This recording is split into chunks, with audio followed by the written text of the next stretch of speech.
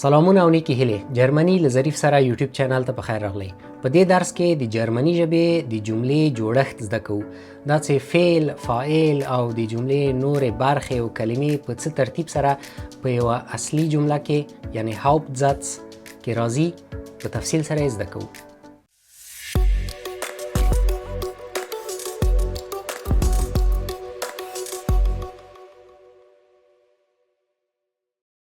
بسم الله الرحمن الرحیم. Satzstruktur یا د جملې جوړښت. دغه ساده جمله وګورئ. اکرم arbeitet. اکرم کار کوي. یو ساده جمله په جرمني ژبه کې له یو سوبجکت یا فاعل او له یو ورب یا فعل نه جوړه شوې وي. هر کله چې دغه ساده جمله یو فعل او فاعل ولري او په یوازیتوب سره بشپړه معنا ورکړي، دغه جملې ته موږ وایو هاوپټزاتس یا اصلي جمله. د هاوپټزاتس ترڅنګ موږ نیبنزاتس یا فرعي جمله هم لرو. په یو فرعي جمله کې جمله په تنهایی باندې پوره معنا نسی ورکوي او یو هاوپټزاتس ته ضرورت لري. په هغې به انشاءالله په بل درس کې په تفصیل سره خبرې وکړو، ځکه نیبنزاتس هم یوه لویه موضوع ده. نو چینل در سره سبسکرایب کړئ ترڅو موږ نوې خپرونه پورته کوو. تاسې ته حتما له هغې خپرونې نه برخمن شئ. درځئ هاوپټزاتس یا اصلي جمله په تفصیل سره زده کړو چې جوړښت یې په څه ډول ده.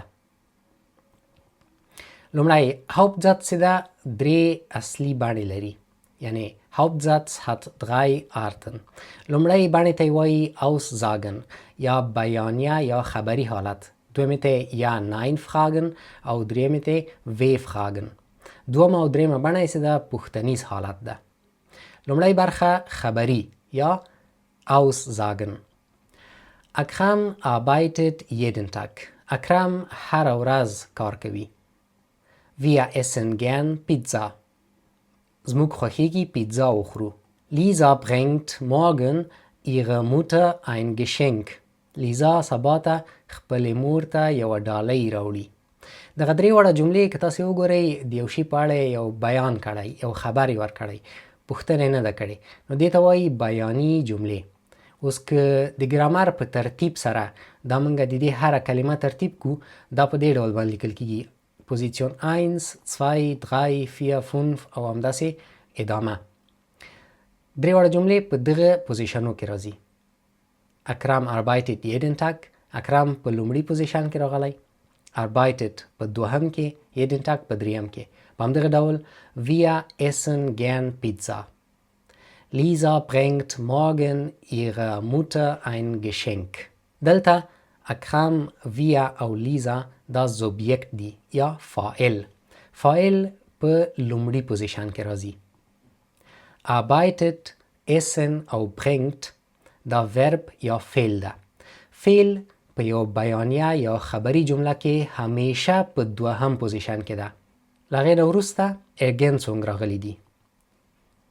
دا درې واړه برخې پوزیسیون 3 پوزیسیون 4 او پوزیسیون 5 کې ergänzung راغلی. ergänzung په معنا د تکمیل کوونکی یا کمپلیمنت، په انګلیسي ژبه کې چې ورته کمپلیمنت وایي. نو دا د جملې تکمیل کوونکی دي.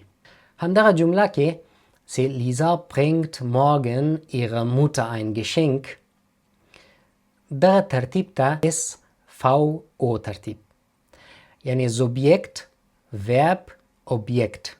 اول فاعل راځي، بیا فعل راځي، وروسته له هغې نه اوبجکت یا مفعول یا هم ergänzung یا هغه تکمیلي نورې توري یا کلمې راځي. دغه ترتیب کتابي ترتیب ده. یعنی په دې ترتیب سره ډیر په کتابونو کې لیکل کیږي. خو په جرمني ژبه کې موږ خلاص لاس لرو. کولی سو د فاعل او همدارنګه د نورو برخو د جملو ځایونه سره تبدیل کو بغیر له فعل نه. د فعل ځای نسو تبدیلوای. فعل باید همیشه په دوم ځای کې وي.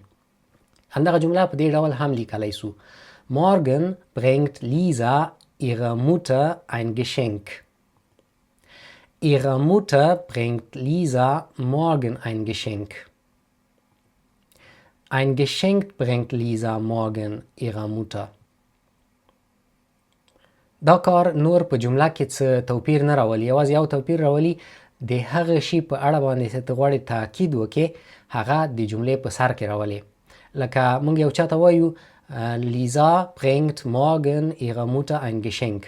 هغه سم پوه نسو وایي wann څه وخت. Morgen bringt Lisa ihrer Mutter ein Geschenk. سبا ته.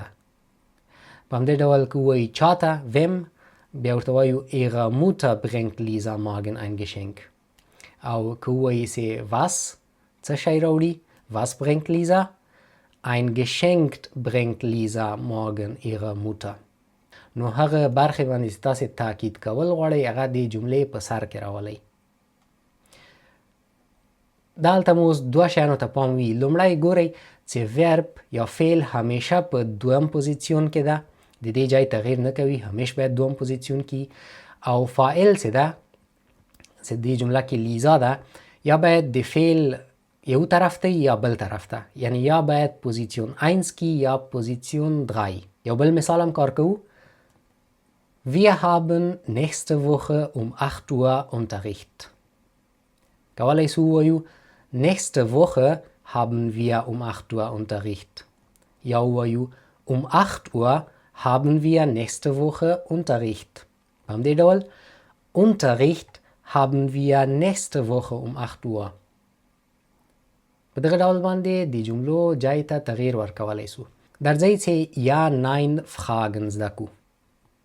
د یا nein fragen لپاره verb in position 1. فعل همیشه په لومړي جې کې وي.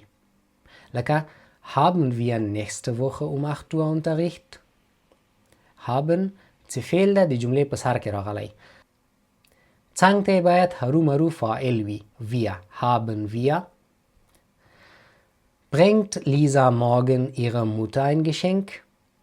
لیزا سبا ته خپلې مور ته یوه ډالۍ راوړي. پوښتنه ده. Gibt es hier etwas zu essen? آیا دلته کوم څه سته د خوړلو لپاره؟ Hast du heute Abend Zeit? ته نن ماښام وخت لرې؟ Isst du gern Pizza? پیزا خوړل دې خوښیږي؟ په ټولو جملو کې فعل په لومړي پوزیسیون کې ده، وروسته له هغې نه فاعل راغلی ده او وروسته له هغې نه نورې برخې. هره جمله کې چې فعل په لومړي پوزیسیون کې راغی دې ته یا nein frage وایي. جواب یې په و او نه باندې ده. لکه isst du gern Pizza؟ ستا خوښیږي پیزا وخورې؟ جواب یا و ده یا نه. Ja, ich esse gern Pizza. Oder nein, ich esse nicht gern Pizza. W-Fragen جملې په څه ډول باندې جوړیږي؟ W-Fragen دغه د W-Wort پوزیسیون 1 کې راځي او verb پوزیسیون 2 کې. لکه wie heißt du؟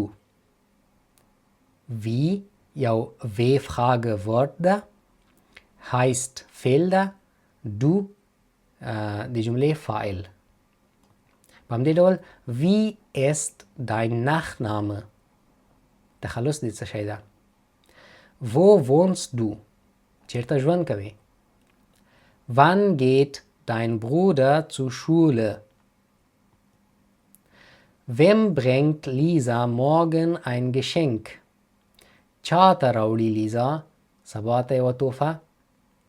دا ټول پوښتنیزې جملې دي چې په وی فراګن یا وی ورته باندې شروع سوي دي. اوس یو اړین مطلب ته پام وکئ.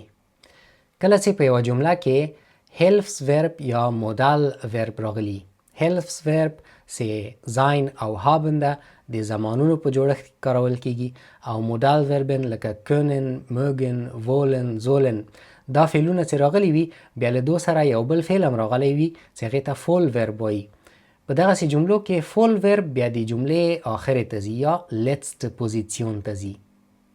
لکه du kannst gut Deutsch sprechen. ته کولی سې ښه آلماني خبرې وکړې. دلته نو kannst د جملې مودال فعل ده چې په دوم پوزیسیون کې ده او sprechen فول ورب ده په وروستي پوزیسیون کې راځي.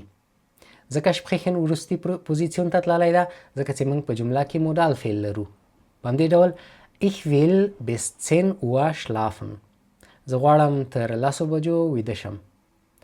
Wir haben keine Antwort bekommen.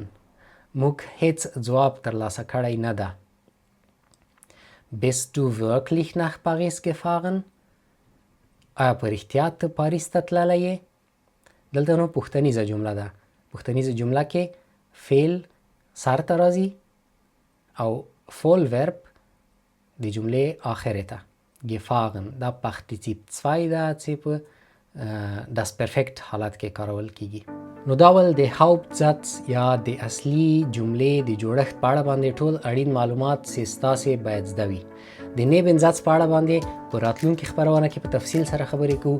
نو له یاده مه باسئ دا ویډیو در سره لایک کړئ، لاندې خپلې پوښتنې راته کمنټ کړئ. په تیره په نیبنزاتس کې که چیرې کومې پوښتنې لرئ چې هغه تاسو ته په هغې خبرونه کې ځواب کړم. نو تر بلې خبرونې نیکې هیلې او چارې.